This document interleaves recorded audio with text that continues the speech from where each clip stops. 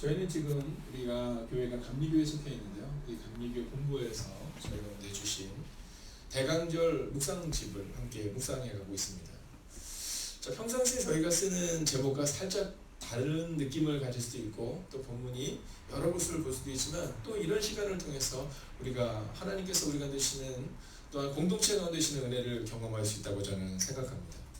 자, 오늘 제목을 보면 떠나서 가는 자유인이거든요. 자, 이 제목 가운데서 우리 가운데 계신 하나님의 은혜를 먼저 경험할 수 있습니다. 첫째는 뭐냐면 떠나라라는 거고요. 두 번째는 가라라는 거고요. 그때 수고하고 무거운 짐진 자들아 다 내게로 오라 내가 너를 쉬게 하리라 말씀하시는 그 자유인에 대한 말씀을 오늘 성경은 우리 가운데 선포하고 있는 겁니다. 자, 아브라함의 출발. 오늘 본문은요, 하나님께서 아브라함에게 내가 가라 이렇게 얘기할 때 하나님이 아브라함의 말씀을 붙들고 아브라함이 하나님의 말씀을 붙들고 가는 장면이 나와요. 근데 여기서 중요한 것은 뭐냐면 하나님도 아브라함을 가슴에 품고 하나님도 아브라함의 이야기를 들으면서 함께 가신 장면이 나와요. 우리가 기도하면 착각하는 것은 뭐냐면 기도를 하나님이 들으신다라고 생각해서 우리의 대답과 또 우리의 질문과 우리의 모든 것을 쏟아놓고 간다고 생각하지만 성경은 하나님은 아브라함에게 들으시고요. 또 아브라함은 하나님께 듣고 가는 장면을 우리 가운데 보여주고 있다는 겁니다. 그래서 오늘 저는 이 대강절의 시간 아브라함이 하나님의 말씀을 듣고 떠나서 가는 그 모습을 통해 우리도 하나님의 음성을 듣고 주님께 가까이 나아가는 어드벤티스 우리가 주님을 향해 나아가는 가까이 나아가는 그 대강절의 아침이 되게 될 줄로 믿습니다. 아멘. 자, 그러면 어떤 때 떠나서 가는 자유인이 될 수 있을까요? 어떤 때 이 대강절의 삶을 살아낼 수 있을까요? 먼저 첫 번째는 하나님의 음성을 들어야 한다는 겁니다. 여러분, 떠나서 가는 자유인이 되기 위해 필요한 첫 번째 스텝은 하나님의 음성을 듣는 거예요. 여러분, 우리가 설교를 들을 때 또 말씀을 읽을 때 하나님의 말씀을 들어야 합니다. 나를 들으라, 내게 와서 들으라 반복되는 말씀들이 있잖아요. 그건 중요한 겁니다. 사랑하라 중요한 겁니다. 너희가 돌이키라 회개하라 중요한 겁니다. 그처럼 오늘 우리가 하나님을 향하여 나아가는 또 예수 그리스도를 향해 나아가는 이 대강절 시간을 보내는 우리에게 너희가 떠나서 가는 자유인이 되기 위해 첫 번째로 필요한 스텝이 뭐냐? 하나님의 음성을 들어야 한다는 겁니다. 여러분, 이 아브라함은요 특별한 사람이 아니었다는 것에 주목하셔야 합니다. 이 아브라함이 특별한 사람이어서 특별하게 쓰임받은 게 아닙니다. 자, 오늘 본문을 보면 여호와께서 아브라함에게 떠나라 라고 말씀하시거든요. 근데 그 갈대아 우르에서 이방인의 한 사람이었다는 겁니다. 그 이야기는 전혀 특별한 사람이 아니었다라는 것이죠. 그러나 오늘 이 아브라함이 특별하게 변화되는 장면이 나옵니다. 그 특별하게 변화되는 장면은 바로 오늘 하나님의 음성을 들음으로부터 시작한 겁니다. 자, 교회에 새 가족들이 오거나 하면 그런 질문을 하는 경우가 있습니다. 저는 너무 연약해서 또는 저는 죄인이라서 제가 교회를 다녀도 될까요? 라는 얘기를 들을 때가 있습니다. 여러분, 어쩌면 예수님께서 왜 어린아이들과 같지 않으면 천국을 볼 자도 없고 천국에 들어갈 자도 없다고 말씀하셨을까를 생각나게 하는 대목입니다. 신앙생활을 하면 할수록 내가 죄인인 것을, 내가 아무것도 아닌 것을 고백해야 되는데 처음에 교회에 올 때는 나는 아무것도 아닙니다로 오지만 어느 순간부터 내가 무엇을 할 수 있다라는 착각 가운데 살아가는 것을 보게 되는 거죠.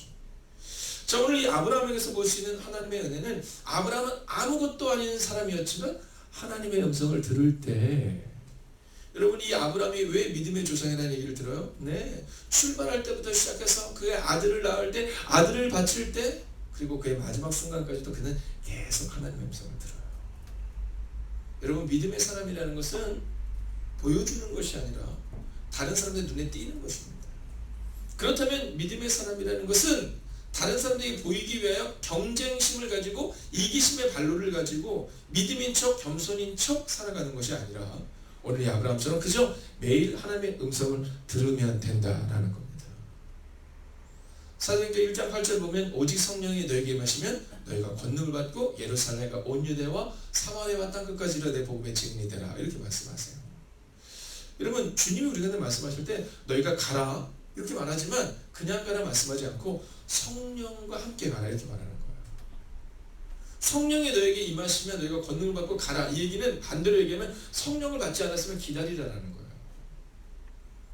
여러분 120명의 성도들이 마가의 다락방에서 성령을 받기까지 예수님의 명령을 듣잖아요. 너희가 기다리라. 그러면 너희 가운데 성령이 오실 것이다. 그리고 성령님을 받고 가야 한다라는 거예요. 여러분 우리의 가정의 문제와 교회의 문제가 왜 발생하느냐? 바로 여기서 발생하는 겁니다. 성령님을 받고 가야 하는데 성령을 받지 않고 내 의지와 내 욕심으로 가는 거예요. 여러분 교회에서도 조금 열심히 할 만한 사람이 있으면 막 보내는 겁니다. 해야 한다고 막 말하는 거죠. 여러분 교사도 봉사하고 성가대도 봉사하고 집사도 되고 권사도 되고 장로도 되라라고 말하는 거죠. 아니요. 첫 번째로 여호와의 음성을 들을 수 있는 사람, 그리고 성령님과 함께 갈 수 있는 사람이 되어야 한다라는 겁니다. 여러분 예수님은 말씀하시잖아요. 수고하고 무거운 짐진자들아 다 내게로 오라. 내가 너를 쉬게 하리라. 근데 왜 교회 왔는데 쉼이 없어요? 수고하고 무거운 짐진자들아 다 내게로 오라 라고 말씀하는데 우리가 교회에 온 거지 주님께 가지 않는 거예요. 우리의 짐을 주님께 맡겨야 가벼운 짐이 되는데 우리의 무거운 짐을 그냥 내가 메고 있는 거예요. 여러분 한번 상상해 보세요. 만약에 우리의 마음 가운데 내 짐을 내가 들고 있다 얼마나 힘들겠어요. 얼마나 힘들겠어요. 이번에 어떤 목사님이 교회 이전을 하시게 되는데 물어보시더라고요. 목사님 그 교회 이전이 어때요? 그래서 제가 얘기했어요. 뭐 어때? 집 이사할 때 어때? 이렇게 물어봤어요. 했더니 저 지나면 이사하는 입이 다 뚫어지고 그래 똑같아. 근데 교회는 내 집을 내가 옮겨도 힘든데 여러 사람의 의견을 그 교회는 한 20명 정도 되니까 20명 정도의 의견을 모아서 간다. 상상할 수도 없는 문제일 거야. 이 의견 저 의견 어려운 의견 반대 의견 너무 많이 나온 거야. 그러나 너무 걱정하지 않아도 돼. 그냥 주님께 더 맡겨. 내가 힘들었던 이유는 주님께 더 맡기지 못해서 힘들었던 것밖에 없다는 것을 교회 이전이 끝나고 나서 보면 내가 깨닫게 돼. 그러니까 자네도 하나님 앞에서 그냥 더 맡겨야 돼. 근데 순간순간 맡기지 못하는 순간이 분명히 올 거야. 그때 성경을 봐. 수고하고 무거운 짐자들아 다 내게로 오라. 내가 너를 쉬게 하리라. 그걸 잃어버리는 순간 어려운 거야. 여러분 오늘 예수님의 음성을 들으셔야 돼요. 왜 내게 쉼이 없을까? 왜 나는 늘 무거울까? 단순하고 명료해요. 하나님의 음성을 듣지 못하고 주님께 맡기지 못하기 때문이에요. 이 아브라함이 그 멋진 인생으로 변화될 수 있었던 놀랍고 위대한 이유는 하나님의 음성을 들었기 때문이에요. 오늘 이 아침도 문제 가운데 거하지 마시고 문제 가운데 있다 할지라도 풍랑 가운데 있다 할지라도 하나님의 음성을 들으십시오. 아멘. 그래서 바로 여호와께서 아브라함에게 이르시되 이게 첫 번째 스텝인 겁니다. 자, 두 번째 스텝은 뭐냐면 떠나야 한다는 겁니다. 떠나야 한다. 자, 1절을 우리가 떠나야 한다는 데 주목해서 한번 보겠습니다. 읽을까요? 시작. 여호와께서 아브라함에게 이르시되 너는 너의 고향과 친척과 아버지의 집을 떠나 내가 네게 보여줄 땅으로 가라. 자, 떠나라 이렇게 얘기합니다. 떠나라. 이 아브라함이 갈대아 우르에서 정말 이방인 중에 한 명이었거든요. 전혀 의미 없는 사람이었습니다. 근데 이 이방인 중에 한 명이었던 이 아브라함의 위대한 삶의 변화는 바로 하나님의 음성을 듣는 첫 번째 스텝을 가져다면 두 번째는 떠났다는 겁니다. 떠났다는 겁니다. 이 얘기는 뭐냐면 의지하는 것을 떠나다는 거예요. 너의 고향과 친척과 아버지의 집을 떠나라 이렇게 얘기합니다. 여러분 오늘 이 새벽 이 시간 저는 믿음으로 여러분에게 선포합니다. 여러분의 의지하는 것 여러분 그것으로부터 떠나셔야 합니다. 아멘. 여러분 내가 의지하는 것으로부터 떠나지 않으면 하나님의 음성을 들을 수 없거든요. 얼마 전에 우리가 함께 보았던 이 창세기의 말씀을 보면 이 아담과 하와가 이 죄를 짓게 되는 장면을 우리는 함께 보았습니다. 자, 하와의 실수는 뭐예요? 네, 하와의 실수는 뱀의 옆에 있었던 겁니다. 여러분 하와는요 뱀이 이야기를 할 때 알았어 이렇게 딱 떠나야 되는데 그 소리에 귀를 기울인 거예요. 여러분 성경의 많은 순간들을 보면 하나님께서 역사하시는 놀랍고 위대한 장면도 나오지만 사람들의 실수의 장면을 수없이 많이 기록합니다. 근데 그 수없이 많은 실수의 가장 중요한 실수의 시작이 뭐냐면 떠나질 않는 거예요. 여러분 죄가 재밌어요? 참 신기해도 죄는 재밌어요. 죄는 재밌습니다.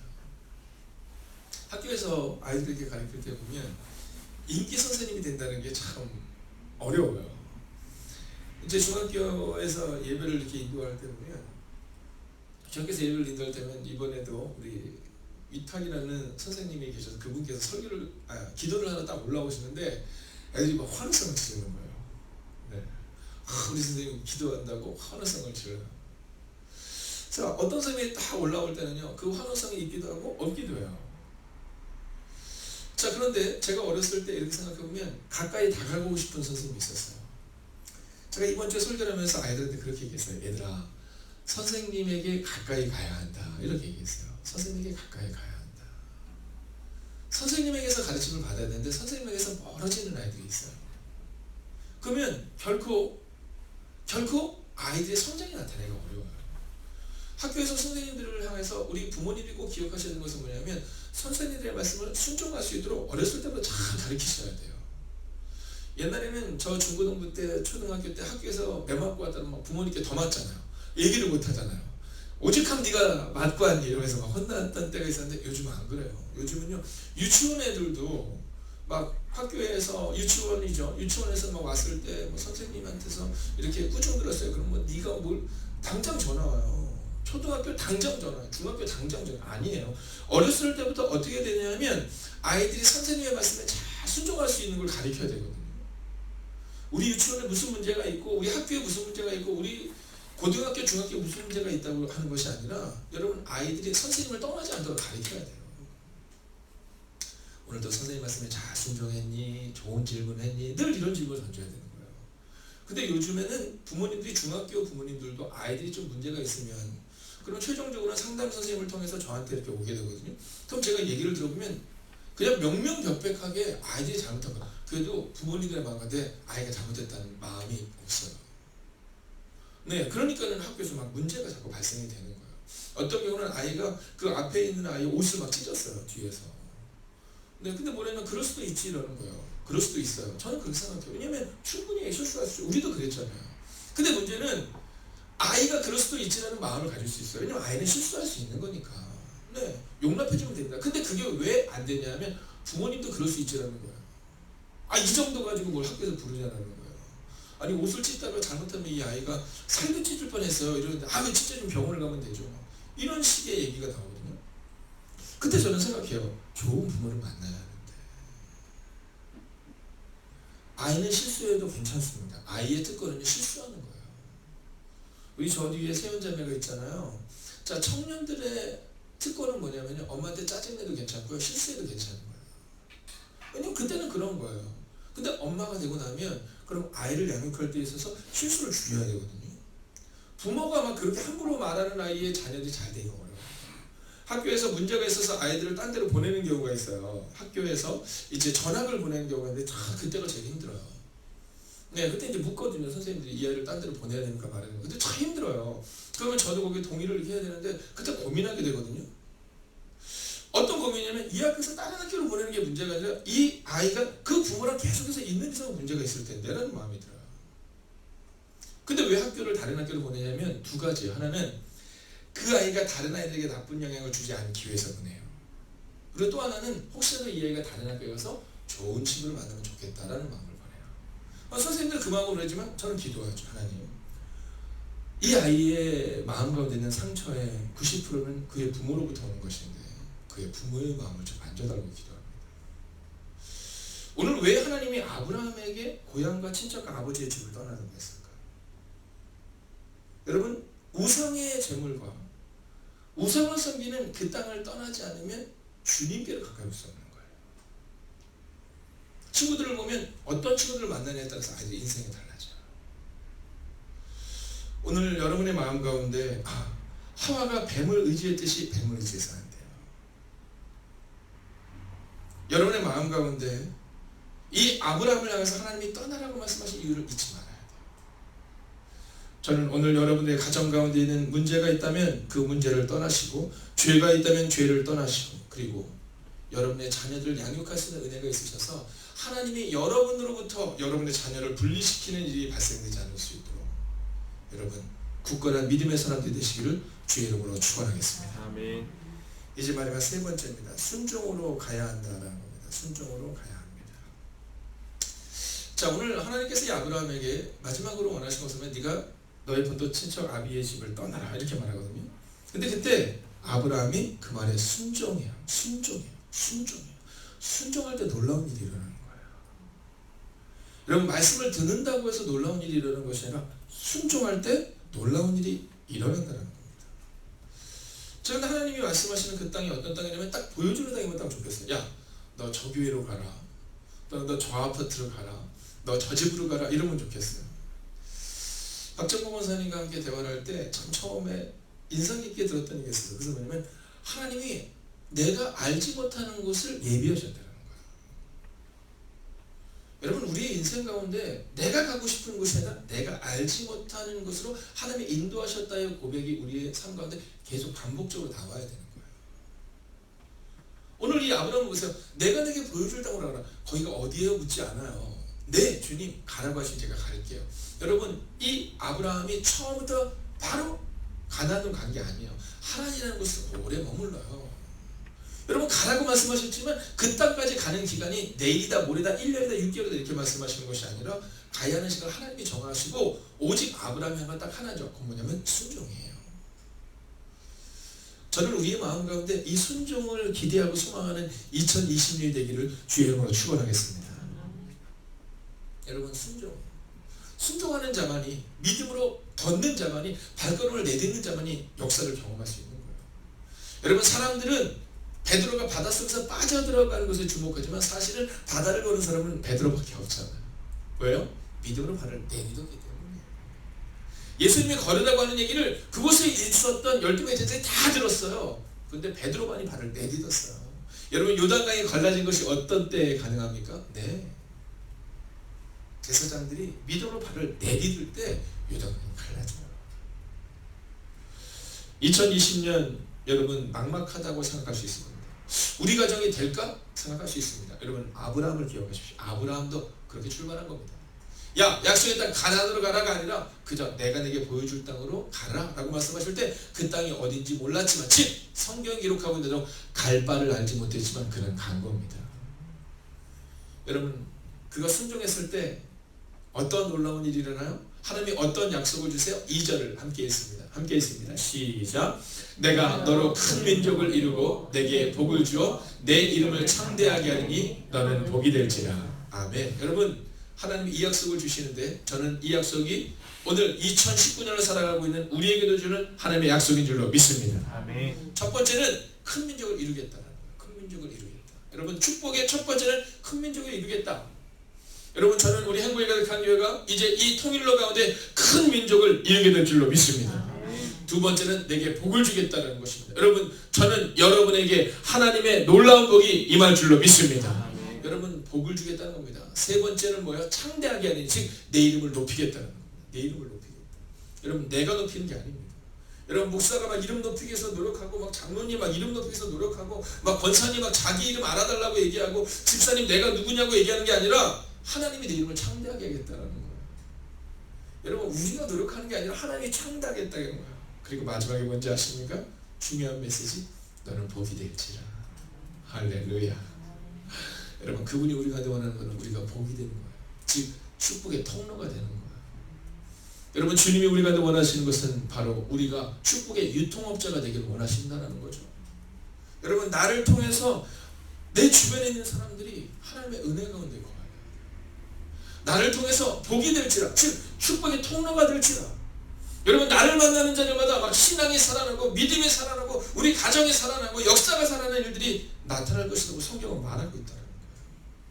우리가 하나님의 음성을 듣지 못하기 때문에 지금 내 주변에 있는 사람이 자꾸 어려워져요. 우리 가운데 오늘 하나님의 음성을 듣고 순종하고 떠날 수만 있다면 여러분, 복이 될 것이라고 말해요. 3절 마지막으로 읽고 마칩니다. 함께 했습니다. 시작. 너를 축복하는 자에게는 내가 복을 내리고 너를 저주하는 자에게는 내가 저주하리니 땅의 모든 족속이 너로 말미암아 복을 얻을 것이라. 아멘. 할렐루야. 아멘. 여러분, 땅의 모든 족속이 너로 말미암아 복을 얻을 것이라. 여러분, 얼마나 멋진 일입니까? 나 때문에 교회가 어렵고 나 때문에 가정이 어렵고 누가 봐도 나 때문에 지금 문제가 나야겠는데 보이지가 않는 거예요. 여러분, 내 가정의 문제는, 제가 볼 때 그 학생의 가정의 문제는 그 어머니에게 있거든요. 보이지가 않아요. 어머니가 변화되지 않은 아이들 변화되기 어렵습니다. 어머니가 학교까지 찾아와가지고 누가 봐도 명명백백한데 저보고 판단해달라는 거예요. 그럼 그때가 제일 어려워요. 네, 이미 다 알고 있는데 저보고 판단해달라는 거예요.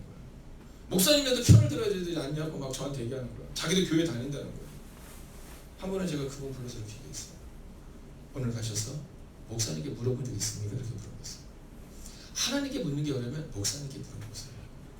다 목사님이 뭘 하냐면 그냥 학교에 계신 목사님 얘기해달라. 당신의 영적인 지도자가 모르는 걸 제가 어떻게 얘기하겠습니까? 그리고 저는 학교의 권위를 할 뿐입니다. 제가 이런 얘기를 한 적이 있어요. 여러분 생각해보세요. 나로 인해 복을 받아야 되는데 여러분 그대로 못 사는 것이 우리죠. 저는 오늘 이 새벽 이 시간 2020년을 주의 이름으로 축복합니다. 여러분 땅의 모든 족속이 너로 말미암아 복을 얻을 것이라. 이것은 하나님의 약속이에요. 그리고 아브라함은 이 약속을 붙들고 갈 거예요. 옆 사람을 향해 우리가 이렇게 한번 선포하겠습니다. 당신으로 말미암아 교회는 복이 될 것입니다. 이렇게 선포할까요? 당신으로 말미암아 교회는 복이 될 것입니다. 오늘 김기용 권사님이 아주 잘하시는 일이 오늘 딱 하나 있는데요. 자, 우리 한번 해볼게요. 여기 손을 탁 뻗어서 축복의 손 한번 한 겁니다. 당신이 복이 될 것입니다. 당신이 복이 될 것입니다. 여러분, 네. 물론 이따 끝나고 나면 사모님이 한마디 하시겠죠. 새벽에 절대 인사시키지 말라고 했는데, 자, 이번엔 자기 가슴에 손 한번 대주시겠습니까? 그리고 한번 이렇게 선포하는 거예요. 하나님, 하나님, 나로 말미암아 가정과 교회와 세상이 복이 될 것입니다. 기도하겠습니다. 하나님, 하나님의 약속은 너를 축복하는 자를 내가 축복하고 너를 저주하는 자를 내가 저주할 것이니 땅의 모든 민족이 너를 통해 복을 받을 것이다. 즉 우리가 축복의 통로가 되기를 원하십니다. 하나님, 너는 다른 사람에게 복을 끼치는 자가 될 것이다. 즉 너는 복이 될지다. 하나님, 우리가 다른 사람에게 복을 끼치는 자가 되기를 원합니다. 하나님, 그러나 오늘 이 말씀을 받는 이 아브라함은 복을 끼칠 만한 사람이 아니었습니다. 그는 그저 갈대아 우르에 있는 한 사람의 이방인이었을 뿐입니다. 그러나 그가 떠나서 갈 때 하나님의 이 귀한 역사가 나타납니다. 하나님의 행복이 가득한 교회를 하나님은 6년 전 세우시고 이제 2019년 이곳으로 옮기셨습니다. 그리고 이곳에서 사랑하는 권사님들을 만나게 하시고 집사님들을 만나게 하시고 성도님들에게 그리스도의 복음이 증거되는 놀라운 일을 하나님은 이루셨습니다. 하나님, 이제 교회가 이 땅에 복이 되는 것처럼 우리가 교회의 복이 되고 특별히 우리 가정의 복이 되는 하나님의 사람들이 되게 하여 주셔서 우리의 자녀들이, 우리의 다음 세대가 우리로 말미암아 복을 받는 인생들이 되게 하여 주시옵소서. 너를 축복하는 자에게는 내가 축복한다고 말합니다. 하나님, 우리가 축복하는 자가 되게 하여 주셔서 함부로 저주하다가 그 저주가 우리 가운데 임하는 것이 아니라 하나님 축복의 언어를 내뱉는 하나님의 사람들이 되게 하여 주셔서 하나님, 우리를 통해 교회가 복을 받고 우리를 통해 가정이 살아나고 우리를 통해 이 지역사회가 복을 받는 은혜가 임하기를 성부와 성자와 성령의 이름으로 간절히 축원하옵나이다. 아멘.